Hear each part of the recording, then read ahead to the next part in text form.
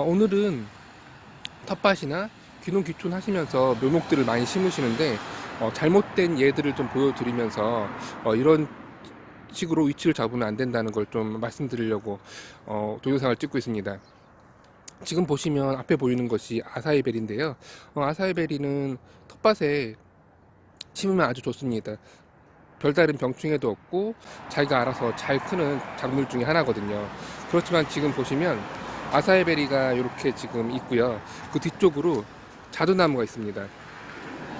그러면 당연히 이 아사이베리에 통풍이나 빛이 들지 않게 되겠죠. 우리가 가지 전정을 하고 전지를 하는 이유 제가 말씀드렸는데, 가장 큰 이유가 빛과 통풍이 되게 하기 위해서라고 말을 하는데, 지금 같은 경우에는 자연스럽게 가지치기를 어떻게 잘 한다 하더라도 두 나무가 겹치기 때문에 통풍과 빛에서 불리한 조건이 될 수밖에 없습니다.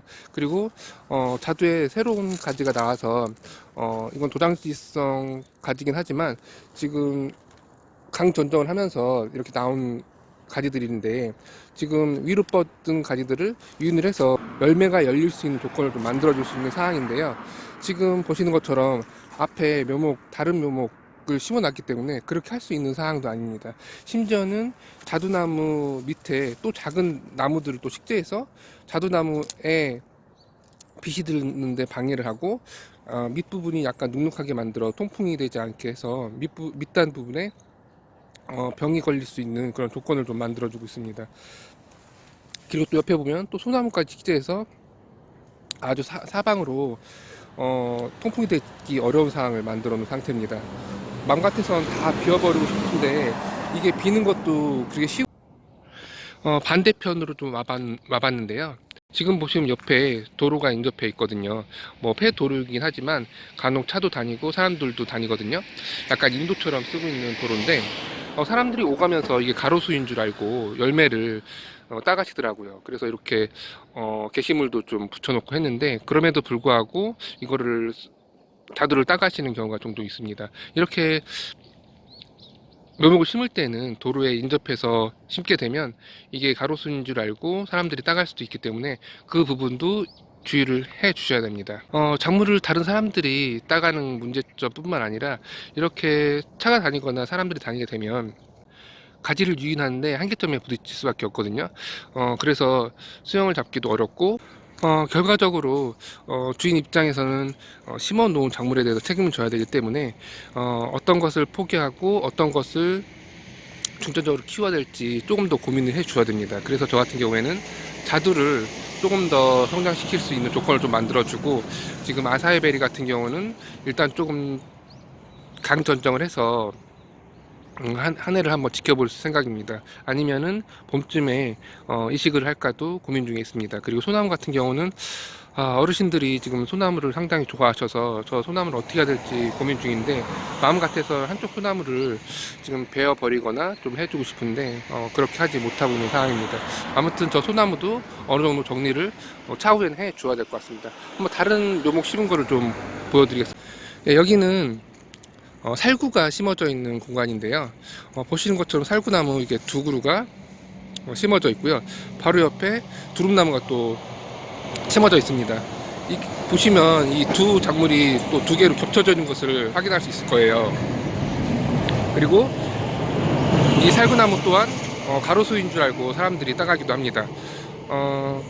이 살구나무의 가장 큰 문제점은 옆에 보시면 컨테이너 박스가 있고, 또 옆에 보면은 두루나무가 있어가지고 빛과 통풍이 전혀 되지 않는 그런 상황입니다. 그래서 이번에 이 두릅나무를 좀 전지를 큼직하게 좀 해줄 생각이고요. 보통 두릅나무는 5월 달에 수확을 다 마무리한 다음에 전지해 주는 것이 맞는데, 지금 급하게 전지해 주지 않게 되면 내년에 살구를 거의 달지 못하는 상황이 벌어질 것 같아요. 그래서 지금 살구나무와 두릅나무가 겹치는 부분, 이 두릅나무를 아주 크게 전정을 해 줄 계획입니다.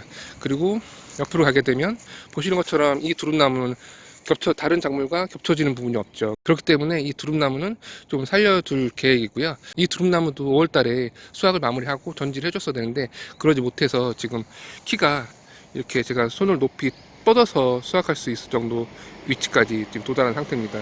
여러분들도 두릅 같은 경우는 성장이 빠르기 때문에 꼭 가을까지 미루지 마시고 수확하신 후에 바로 전정을 해주시는 것이 좋습니다. 밑단에서 크게 잘라 주시면 됩니다. 다른 작물을 한번 보러 가겠습니다. 제가 여러 번 보여드렸던 대추나무인데요. 보시는 것처럼 옆으로는 폐도로가 있고 옆으로는 텃밭이 있습니다. 대추나무가 의외로 잘 성장을 하거든요. 그런데 커가는 만큼 그 수확량의 만큼 수유가 필요한데 대추를 그렇게 많이 먹을 일이 없는 거예요. 그래서 이걸 어떻게 해야 되나 계속 고민을 했는데 어쩔 수 없이 수영을 좀 보긴 안 좋지만 이렇게 잡아주었고 키가 커지면서 수확하는 것도 되게 어려웠었어요. 그래서 수영도 좀 밑으로 손을 닿는 쪽까지 내려주었고요. 아마도 봄이 되면 위쪽으로 강하게 전정을 했기 때문에 도장지가 엄청나게 올라올 거예요. 그 도장지들 중에서도 밑단에 떨어진 것들은 밑으로 좀 유인을 해서 생선가지처럼 만들어 줄 계획입니다. 이렇게 좀 강하게 전정을 하고 한 이유는 옆에 도로에 침범하는 이유도 있고 또 옆에 텃밭에 그늘이 생기게 하는 그런 이유도 있어서입니다. 지금 보시면 이쪽 부분이 남쪽이고 이쪽이 북쪽인데 남쪽 부분에 큰 나무가 있다 보니까 자연스럽게 북쪽으로 그늘이 지겠죠. 그렇기 때문에 어떤 묘목을 심을 때 특히나 이게 단순하게 심었을 때는 뭐 팔뚝만한 크기 1m 정도밖에 안 되는 그런 작은 나무일 수 있지만 5년 6년 지나면 이렇게 커질 수가 있거든요. 그렇기 때문에 10년을 바라보고 묘목 심을 때는 어떤 위치에 어떤 장소에 심을지 심각하게 고민을 해 주셔야 됩니다. 그렇지 않으면 저희 같이 이런 상황이 벌어지거든요. 그리고 그때 가서 필요 없어 라고 해서 이걸 비워버린다고 한다면 단순히 비워버리게 된다고 해서 이 나무가 죽는 게 아니거든요. 뿌리는 또 살아있기 때문에 뿌리를 통해서 자기 본능을 따라서 종족을 번식시키려고 하기 때문에 온 밭으로 뿌리가 퍼져서 조그맣게 대추나무가 올라옵니다. 그 대추나무에 또 가시가 있기 때문에 다 또 일일이 또 제거를 해주셔야 되고요.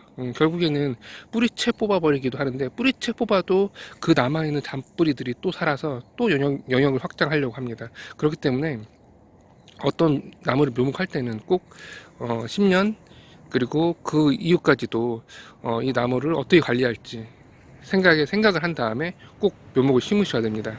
마지막으로 복분자 나무인데요.